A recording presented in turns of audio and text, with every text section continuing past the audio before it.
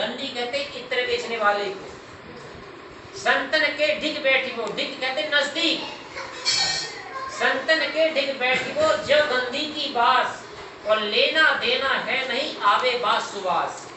जैसे इत्र बेचने वाले के पास आप 1 रुपया का भी इत्र कभी मत खरीदिए, 5 पैसा के भी मत खरीदिए, लेकिन उसकी संगति करने से आपको क्या मिलेगा? अपने आप चंपा चमेली रात रानी मोगरा की सुगंध बिना लिए दिए आपको मिलेगी। ठीक इसी प्रकार साधु की संगत करने से हमें जीवन में महापुरुषों के सद्गुण सदाचारों की सुगंध अपने आप मिलती है, ज्ञान बोध अपने आप मिलता है, वैराग अपने आप मिलता है। इसलिए कवि साहब ने कहा है सटरागी हो जाता है जो दुनिया का सटराग सुने, और वैरागी बन जाता है जो संतों से वैराग सुने। संसारी आदमी संसारी की बात को सुन सुन करके रात दिन क्या बन जाता? सटरागी बन जाता है। कामी भी, क्रोधी भी, लोभी भी, मोही भी, अहंकारी भी, छली कपटी भी, राग दोषी भी सब बन जाता है, क्योंकि रात दिन वो उन्हीं लोगों की संगत कर रहा है, उन्हीं प्रकार की बातों को सुन रहा है, इसलिए आदमी सटरागी बन जाता संसारी आदमी। तो ये सटराग छुड़ाने के लिए कभी कभी हमें कहाँ जाना चाहिए? मन की सफाई करने के लिए संत गुरुजनों के सन्निधि में जाना चाहिए। तो सटरागी हो जाता जो दुनिया का सटराग सुने, और वैरागी बन जाता है जो संतों से वैराग सुने। इसी प्रकार आदमी कोई संत गुरुजन वैरागी महापुरुषों के पास में जाकर के बैठेगा, भलाई वो संसार छोड़ करके कपड़ा बदल के वैरागी नहीं बनेगा, लेकिन उसका मन और विचार तो वैरागी बन ही जाएगा। और असली वैरागी तो वही है जिसका मन बदल जाए, विचार बदल जाए। असली वैराग तो वो है, कपड़ा बदलने से थोड़ी है, हैं? तो कवि साहब ने इसीलिए एक बात कहा है कि सटरागी हो जाता जो दुनिया का सटराग सुने, और वैरागी बन जाता जो संतों से वैराग सुने। कामी के जो वचन सुने तो उसकी मति जाती है मारी, और धर्म कर्म को त्याग कर फिर ढूंढत पर नारी। क्रोधी के जो वचन सुने तो क्रोध जगे उसको भारी, और अभिमानी के जो वचन सुने तो वह भी होवे अहंकारी, और लोभी के जो वचन सुने तो उसको धन की तृष्णा भारी, और बड़े लवारी करे चोरी और ठगोरी बटमारी। देखो कैसे कैसे एक शब्द के पीछे कैसे आदमी के जीवन में बदलाव आया। जैसे जैसे लोगों का संग किया, जैसे जैसे बातों को श्रवण किया, आदमी भीतर से अपने आप वैसा बदलते चला गया। बदला का नहीं बदला? इसलिए सदगुरु श्री कबीर साहब ने कहा है कि हमेशा संगत किसकी करना? अच्छी लोगों की संगत करना। अगर आपको मालूम है कि एक पानी का गिलास में अगर 1 बूंद गुलाब का जल डाल दो तो क्या बन जाता है? सुगंध से भर जाता है, और 1 बूंद उसमें गंदगी डाल दो तो बदबू से भर जाता है। बहता हुआ नाला को भी अगर गंगा जल मिल जाता तो वो भी गंगा जल कहलाने लगता है, और गंगा जल को अगर नाला का संग मिल जाए तो वो भी नाला बन जाता है।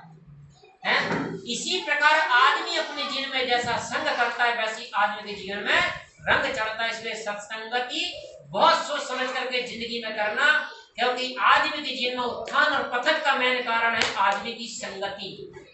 आदमी अगर ऊपर भी उठता तो अच्छी संगत पा करके उठता है, और ऊपर से उठा वो इंसान भी अगर नीचे गिरता है तो कुसंग पा करके गिरता है। आपने सुना होगा लुकमान हकीम का नाम। लुकमान हकीम एक बहुत बड़ा वैद्य हुआ है, लेकिन उसका एक बेटा था छोटा सा, और लुकमान हकीम का मरने का वक्त आ गया, समय आ गया। उसने सोचा कि अपने बेटे को मैं अंतिम समय कौन सा सूत्र देकर के जाऊं, कौन सा मंत्र देकर के जाऊं। तो उसने सोचा कि अब इस बेटे को अगर मैं शब्दों से ज्ञान देता हूं तो ये ज्ञान से तो नहीं समझ पाएगा, इसके सामने कुछ ऐसी घटना घटा करके दिखा करके जाऊं ताकि इसके चित्त में वो बात छाप जैसी पड़ जाए, ताकि वो जिंदगी में कभी उस छाप को भूल ना पाए। तो लुकमान हकीम जहां पर खाट में लेटा था, और उसके कारण पूरी दवाई दारू की शीशी और बोतल भरी रहती थी।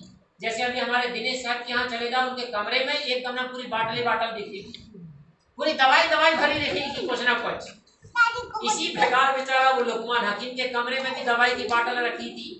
तो लुकमान हकीम ने अपने बेटे को बुलाया और कहा कि बेटा इधर आओ। बेटा आया, बोले बोलो पिताजी। लुकमान हकीम ने कहा कि बेटा फलानी अलमारी में जा, सामने वाली अलमारी को पल्ला खोलना, और वहां पर जरा कोयला रखा है, कोयला जला हुआ कोयला। बोले बेटा उसको लेकर के आ।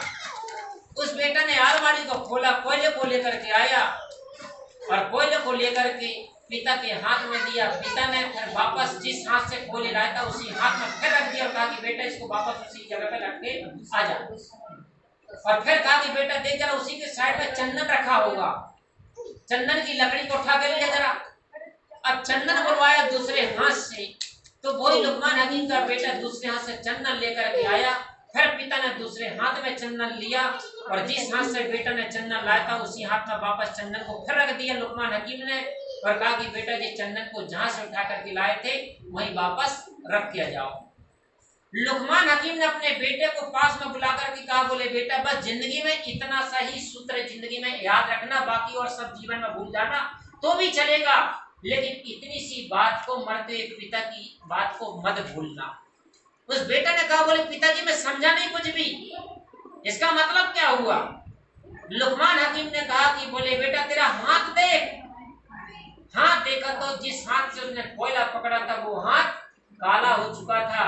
लुकमान हकीम ने कहा कि बोले बेटा देख, तूने एक क्षण के लिए कोयले का संग किया था, कोयले को पकड़ा था, तो तेरे हाथ में क्या लग गई? कालीमा लग गई।